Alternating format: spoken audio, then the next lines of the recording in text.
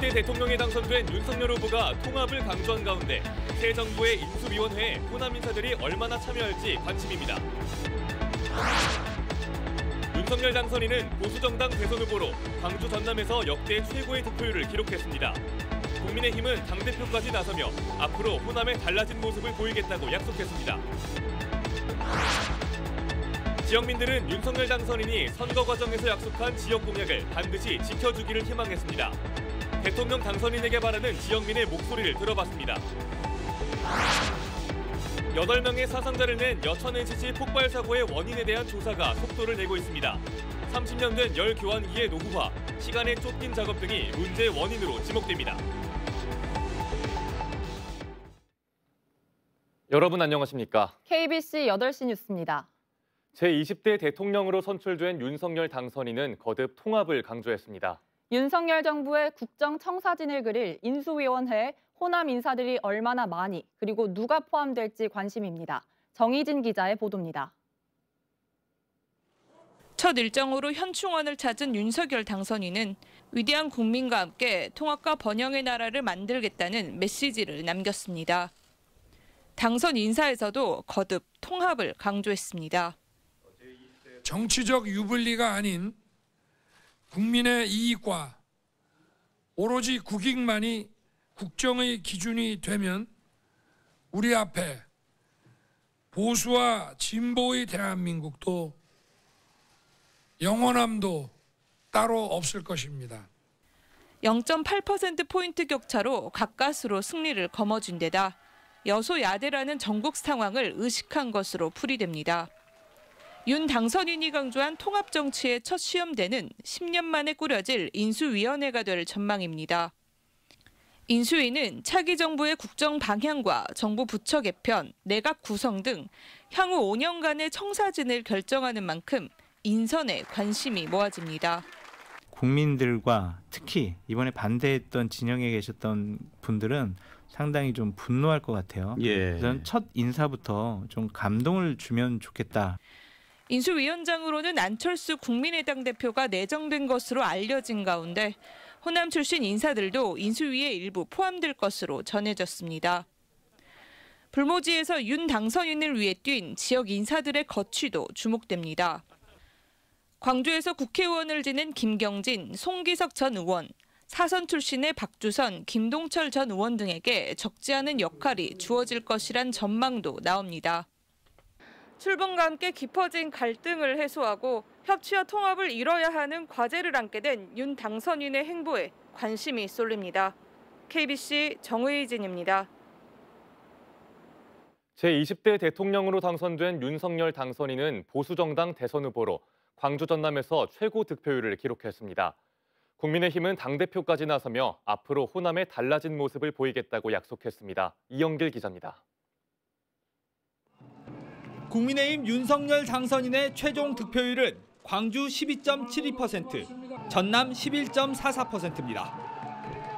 지난 18대 대선에서 박근혜 전 대통령이 광주에서 7.76%, 전남에서 10% 기록했던 득표율 최고치를 갈아치웠습니다.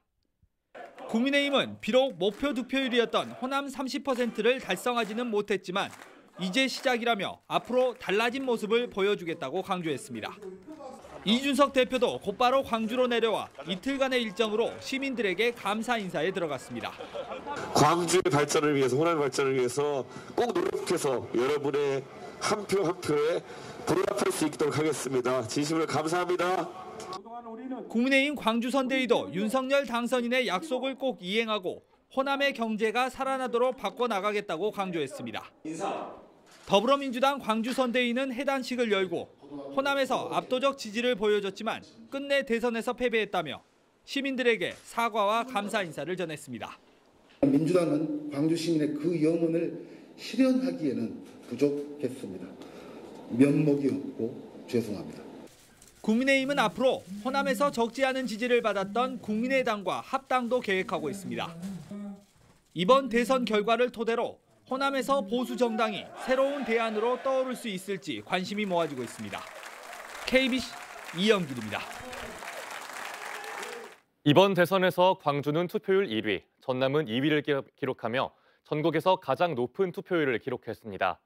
많은 시민이 투표했던 만큼 각자가 대통령에게 바라는 점도 다양할 텐데요. 우리 지역 시민들의 바람을 고우리 기자가 들어봤습니다. 3년째 이어지는 코로나19 상황에 지칠 대로 지쳐버린 시민들. 가장 먼저 코로나19가 남긴 상처를 치유해달라고 말했습니다. 직원들 월급을 안 줄 수 없으니까 빚내서 월급 주고 있는 그런 상황에 있습니다. 코로나 때문에 고통받은 소상공인들한테 꼭 제대로 된 보상을 좀 해줬으면 좋겠다라는 바람이고요. 먹고 사는 걱정 안 하게 해달라는 바람은 모두가 한마음이었습니다. 노인들이 생활하기에 상당히 곤란을 느낍니다. 그래서 노인들한테 기초연금을 좀 인상해서 노후 생활이 좀 윤택해질 수 있도록 안정될 수 있도록 일자리 창출에 대해서 좀 넓은 시장을 확보해 주셨으면 좋겠고 지원금 같은 것도 좀 더 확대를 해주셨으면 좋겠다는 바람이 있습니다. 농민들은 맘 놓고 일할 수 있는 세상을 약속했던 공약을 철저히 이행하셔서 농민들이 농사 지으면서 진짜 희망을 만들어갈 수 있는 이런 농촌 환경이 되었으면 좋겠고요. 학생들은 모두의 의견이 존중되는 사회를 기대했습니다. 아무래도 모두가 공정할 수는 없지만 그래도 최대한 모두가 공정하고 차별 없는 세상이었으면 좋겠어요. KBC 고울입니다. 네, 선거 과정에서 윤석열 당선인은 지역 공약을 약속했는데요. 차질 없는 추진을 위해 광주광역시와 전라남도의 대응도 빨라질 전망입니다. 정지용 기자의 보도입니다.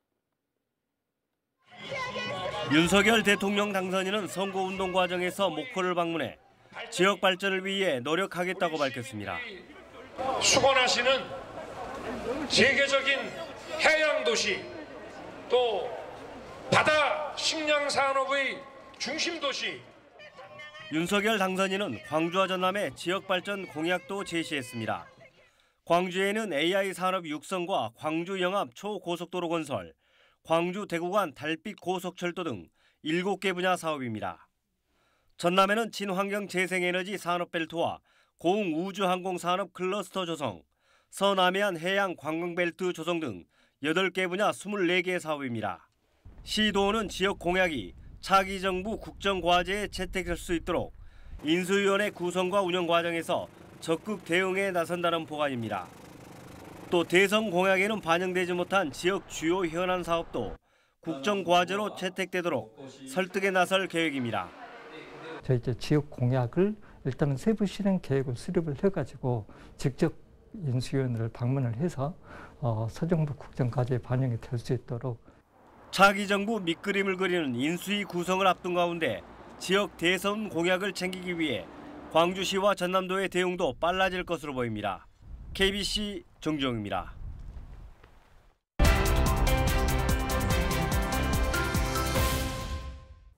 KBC 서울 방송센터에서 전해드리는 여의도 정가 소식입니다.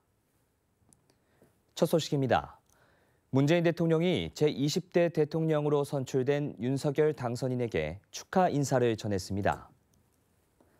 문 대통령은 오늘 윤 당선인과 5분가량 통화하면서 힘든 선거를 치르느라 수고를 많이 했다며 선거 과정에서의 갈등과 분열을 씻고 국민이 하나가 되도록 통합을 이루는 것이 중요하다고 언급했다고 박경미 청와대 대변인이 브리핑에서 밝혔습니다. 윤 당선인은 많이 가르쳐달라며 빠른 시간 내에 회동이 이뤄지기를 바란다고 화답한 것으로 전해졌습니다. 윤석열 당선인과 경쟁한 후보들의 축하와 당부도 이어졌습니다. 이재명 더불어민주당 대선 후보는 오늘 선거대책위원회 해단식에서 윤 당선인을 향해 차기 정부가 국민을 보살피고 국민의 뜻을 존중하고 역사의 흐름에 순응하고 그리고 평가받는 성공한 정부로 성공한 대통령이 되길 진심으로 소망한다고 말했습니다. 심상정 정의당 대선 후보도 축하를 드린다면서 윤 당선인이 공언한 협치 통합의 길을 책임 있게 열어달라고 당부했습니다. 더불어민주당 송영길 대표와 최고위원들을 비롯한 지도부가 총사퇴했습니다. 송 대표는 오늘 오후 비공개 최고위원회의 직후 가진 기자회견에서 투표로 보여준 국민 선택을 존중하고 결과를 겸허히 받아들인다며 저는 책임 정치를 강조해왔고 당대표로서 대통령 선거의 패배 책임을 지고 사퇴한다고 밝혔습니다. 민주당은 윤호중 비대위원장 체제로 신속히 전환하고 오는 25일 새 원내대표를 선출할 예정입니다. 지금까지 KBC 서울방송센터에서 전해드렸습니다. 더불어민주당 광주선대위가 해단식을 열었습니다.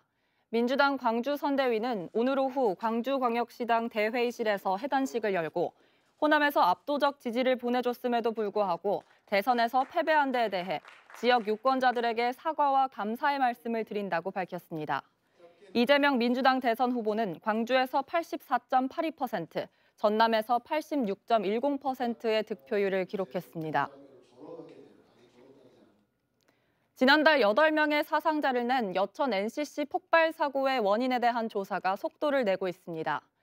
30년 된 열 교환기의 노후화, 시간에 쫓긴 작업 등이 문제의 원인으로 지목되고 있습니다. 이계혁 기자가 보도합니다. 열 교환기 청소 작업을 마치고 압력 테스트를 진행하던 중에 폭발이 일어난 사고. 폭발로 인해 대형 철제 덮개가 튕겨져 나오면서 주변 노동자 4명이 숨지고 4명이 다쳤습니다. 사고의 원인을 조사하고 있는 경찰과 노동부는 30년 된 열 교환기에 주목하고 있습니다. 장비의 노후화로 인해 탱크와 덮개의 연결이 제대로 되지 않았을 가능성이 있는 것으로 보고 있습니다. 노후화 됐을 가능성이 있는데 그걸 가져갔습니다. 그래서 국가에서. 또 사고 직후 현장 감식 과정에서 교환기 내부에 기름이 제대로 제거되지 않은 채 남아있는 정황도 확인하고 폭발과의 연관성을 조사하고 있습니다. 쌓이는 데가 그 가운데 센터 쪽이거든. 그래서 아마 그 기름이 가운데에서는 제대로 클리닝이 안 돼서 기름이 흘러나오지 않았냐. 현재 경찰은 국립과학수사연구소의 최종 분석 결과를 기다리고 있습니다. 전남경찰청 폭발사고 전담 수사팀은 여천 NCC 대표를 비롯해 5명을 입건했으며 다음 주쯤 한두 명가량 추가 입건될 것으로 보입니다. 다만 최근 코로나19 확산 등으로 인해 수사의 속도가 나지 않고 있는 상황입니다. 경찰은 국가수의 폭발 원인 등이 확인되면 입건자들에 대한 구속 여부를 최종 확정할 예정입니다. KBC 이계혁입니다. 오늘 저녁 6시까지 광주 전남에서 확진자 15,000여 명이 쏟아지는 등 확산세가 갈수록 커지고 있습니다. 광주광역시에서는 요양병원 4곳에서 188명이 집단 감염되는 등 8,079명이 확진됐는데 일일 확진자가 8,000명을 넘어선 것은 이번이 처음입니다. 전라남도에서는 여수시와 순천시에서 각각 1,000명이 넘는 확진자가 나오는 등 7,214명이 확진됐습니다.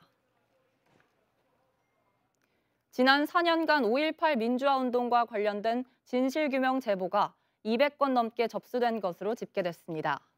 광주광역시는 지난 2018년부터 진상규명 신고센터를 운영한 결과 암매장 신고 51건, 행불자 신고 14건, 헬기 사격 관련 41건 등 267건의 진상 제보가 접수됐다고 밝혔습니다. 광주광역시는 아직 밝혀지지 않은 5.18 민주화운동의 진실 파악을 위해 군 관련 당사자의 고백과 증언, 목격담, 행불자 등에 대한 모든 사건을 제보해달라고 요청했습니다. 전라남도와 농협이 양파의 수급 불안 해소를 위해 대규모 출하 조절 시설을 구축합니다. 전라남도는 농식품부의 출하 조절 시설 구축 사업에 신한 농협이 선정됨에 따라 2023년까지 국비 40억 원, 지방비 30억 원 등을 지원해 저온 저장 시설과 예냉 시설을 갖춘 대규모 출하 조절 시설을 구축할 계획입니다. 그동안 채소류 저장 시설 부족으로 양파 수매 후 저온 창고를 임대해 저장하면서 물류비와 임대료 등의 부담이 컸습니다. 목포시가 코로나19 확산 예방을 위해 휴장했던 부주산 반려동물 놀이터를 재개장합니다. 지난해 10월 문을 연 부주산 반려동물 놀이터는 견주와 반려견이 함께 자유롭게 뛰어놀 수 있는 공간으로 무료 이용이 가능합니다.